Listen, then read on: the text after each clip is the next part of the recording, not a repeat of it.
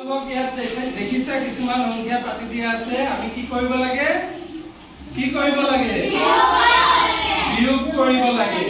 তোমালোকক বিয়োগ এইকেইদিন তোমালোকক বিয়োগ কৰাই আছো তোমালোকে কিছুমানে ভুল কৰি 82 পৰা 77 বিয়োগ কৰিলে ইয়াত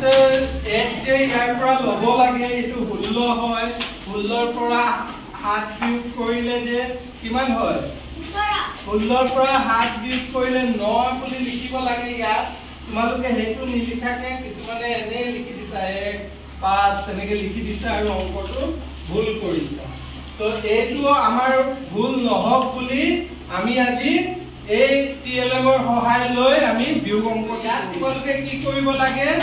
এই সংখ্যা কিটা একক দহক হিচাপে পাতিব লাগে আমি মাৰ্কাৰ আনিছো ইয়াতে তোমালোকক অংকটো পাতি দিম আৰু তোমালোকে কেনেকে কৰিব লাগে দেখাই আছো ৰবা এতিয়া ইয়াত প্ৰথম অংকটো আছে 86 কিমান আছে 86 এককৰ জেগাত আছে 6 আৰু দহকত 8 আছে আৰু কিমান আছে 77 এককতো 7 আছে আৰু দহকতো 7 আছে এনেকা আছে নে নাই আছে এতিয়া তলৰ সংখ্যাটো যদি সৰু হয় তেতিয়া তো আমি বিয়োগ কৰি দিও ধুনিয়াকে যদি তলৰটো ডাঙৰ হয় ওপৰটো সৰু হয় তেতিয়া আমি কি কৰিব লাগে ইয়াৰ পৰা এক লৈ যাব লাগে তো এই টিএলএম ত ইয়াত সুবিধাটো আছে এটো সংখ্যা সৰু হয় তো ইয়াৰ পৰা একটো আমি ইয়াত লিখি লম এক লিখি লম এক যদি ইয়াৰ পৰা ইয়াত লৈ গলো ইয়াত কিমান থাকিব এতিয়া ইয়াত কিমান থাকি যাব এক লৈ গলো যে ইয়াত এতিয়া 7 থাকিব তো এনেকে আমি লিখিব পাৰো এটো লিখিব পাৰো নে নোৱাৰো তো ইয়াত 1 6 16 হল 16 ৰ পৰা 7 গলে কিমান থাকিব 16 ৰ পৰা 7 গলে কিমান থাকিব 9 থাকে 16 ৰ পৰা 7 গলে তো 1 মুছি গল 16 ৰ পৰা 7 গলে 9 থাকিলে আছিলে 8 আছিলে 8 ৰ পৰা 7 গলে 1 আছিলে কিন্তু 1 আমি লৈ গলো এতিয়া ইয়াত কিমান আছে 8 ৰ পৰা 7 গলে কিমান হয় 0 ইয়াত 0 লিখিলে হ'ব নিলিখিলে হ'ব তাৰ মানে আমাৰ উত্তৰটো কি হ'ল 9 হ'ল কিন্তু এইটো চাই তোমালোকে ভুল বুজিব পাৰা 716 কৰি দিলে 8 লিখি দি এতিয়া তোমালোকে গম পাবা যে 86 পৰা 77 টো বিয়োগ কৰিলে কিমান হ'ব বুজি পালা বাকি কিটা অংক আমি এনেকে কৰিব লাগে মই বেঞ্চ হিচাপে তোমালোকক মাতিম বেঞ্চত বহা গুটেকেজন আহিবা এইটো কৰি দেখাব লাগিব তোমালোক হ'ব আৰু বুজা অংকটো আমাক বুজাই দিব লাগিব কেনেকে কৰিলা পাৰিবা ঠিক আছে এতিয়া ভাৰত পূৰ্ণ ৰনি আৰু বিৰাট আহিছে ইয়াত আমি 2 নম্বৰ অংকটো ইহতে কৰি দেখাব এই টিএলএম টোৰ আৰু তলৰ সংখ্যাটো পাতা 45 আছে এককৰ স্থানত 5 দহকৰ স্থানত 4 ওচৰত আহা তোমালোকে ওচৰত আহা কৈ দিয়া গ্ৰুপত কৰা দলত কামটো কৰা এতিয়া 0 ৰ পৰা 5 যাব না না যায় 0 ৰ পৰা 5 যাব বিয়োগ হ'ব নহলে কি কৰিব লাগিব এক ধাৰ লোৱা ধাৰ আৰু এতিয়া 5 টো 5 হৈ আছে নে বদলি হ'ল 4 মুছি 4 লিখি দিয়া এটো মুছি 4 লিখি দিয়া এক ধাৰ ললা 5 টো এতিয়া 4 হৈ গ'ল এতিয়া বিয়োগ কৰা 1 0 ৰ পৰা না যায় 10 ৰ পৰা 5 গলে কিমান হয় চোৱা লিখি দিয়া তলত 10 ৰ পৰা 5 গলে কিমান হ'ব 5 এতিয়া 4 ৰ পৰা 4 গলে কিমান হ'ব হা 0 হ'ব আকৌ এতিয়া এই অংকটো শুদ্ধ হৈছে নেকি চোৱা 10 ৰ পৰা 5 গল 5 তাৰ পিছত 4 ৰ পৰা 4 গলে 0 এতিয়া অংকটো কৰা হৈ যোৱাৰ পিছত এই সংখ্যাটো আকৌ যে আমি হলাইছিলো এক ধাৰ লৈছিলো 5ক আমি 4 লিখিছিলো এটো মুছি আকৌ এটো পাস কৰি থবা বুজিবৰ কাৰণে এনেকে টিএলএম বনাই লৈছো যাতে তোমালোকে অংকটো বুজি মেলি ভুল নকৰাকে কৰিব পাৰা বুজি পাইছা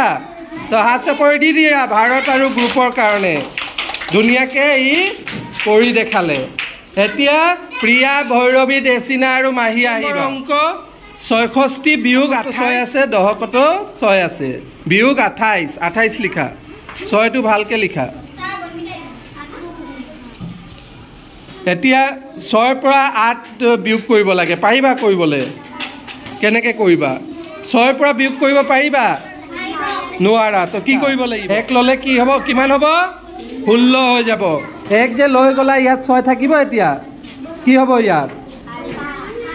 5 হৈ যাব না এতিয়া বিয়োগ কৰা 16 পৰা 8 গ'লে কিমান থাকিব সহায় কৰা তোমালোকে সহায় কৰ 16 পৰা 8 বিয়োগ কৰি চোৱা কিমান হয় 8 লিখা 8 16 পৰা 8 বিয়োগ কৰিলে 8 হয় এতিয়া এইফালে থাকি গ'ল 5 5 পৰা 2 বিয়োগ কৰিলে 5 পৰা 2 বিয়োগ কৰিলে কিমান হ'ব 3 হৈছে আমি আকৌ সংখ্যাটো যিটো আছিলে সেইটো লিখি তোমালোকে চাই লোৱা এতিয়া কি কৰিলে 66 পৰা 28 বিয়োগ কৰিলে আৰু পালে কিমান 38 পালে কিমান পালে 38 পালে বুজি পালা সবে 4 নম্বৰ অংক বিয়োগ কৰিব লাগে কৌটিল্য কৰিব সংখ্যাটো পাতা 93 বিয়োগ 49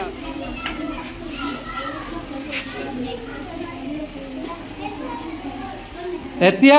3 পৰা 9 বিয়োগ কৰিব পাৰিবা তো কি কৰিব লাগিব ধাৰ ল'ব লাগিব 1 ধাৰ লৈ লোৱা এইফালৰ পৰা 9 পৰা 1 লোৱা তো 9 টো কিমান হ'ব এতিয়া 9 টো কিমান লিখিবা 9 টো 8 হৈ গ'ল না 1 ল'লো কাৰণে লিখা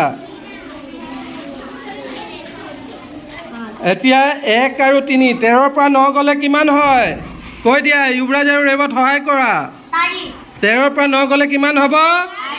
তো লিখা তাত 4 লিখা আৰু ইয়াত আছে 8 8 পৰা 4 গ'লে কিমান হ'ব 8 পৰা 4 গ'লে এতিয়া ইউবৰাজে গৈ বৰ্ডত এই অংকটো কৰি দিয়া বুজি পাইছানে হৈছে বুজি পালান নাই তো এই ধৰণে তোমালোকে বিয়োগ কৰিবা ওপৰ সংখ্যা যদি সৰু থাকে আমি 1 ধাৰ লৈ বিয়োগটো কৰিব লাগে আৰু ভুল নকৰিবা কিন্তু মনত থাকিব 72 বিয়োগ 58 বিয়োগ তলত আৰু দশকৰ স্থানত 5 2 পৰা 8 বিয়োগ যাব কি কৰিব লাগিব 8 লোৱা 1 ধাৰ ল'লে হাতটো হাত থাকিব না কি হ'ব 1 ধাৰ ল'লা এতিয়া হাতটো কিমান হ'ব তো লিখি দিয়া এতিয়া 12 পৰা 8 গ'লে কিমান থাকিব 12 পৰা 8 গ'লে 4 তো 6 পৰা 5 গ'লে কিমান থাকিব বৰ্ডত কৰি দিয়া অংকটো 1 থাকি বৰ্ডত কৰি আছে এইটো মুচি এইটো হাত কৰি দিয়া আকৌ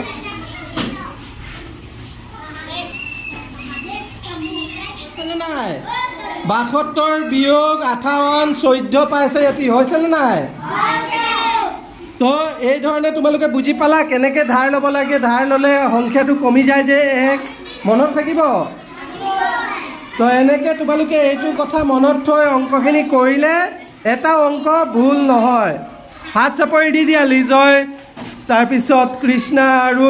পৰাঞ্জ্যোতিৰ কাৰণে দিয়া আকৌ ডাঙৰকৈ মই আকৌ কালি কিন্তু বৰ্ডত কৰিব দিম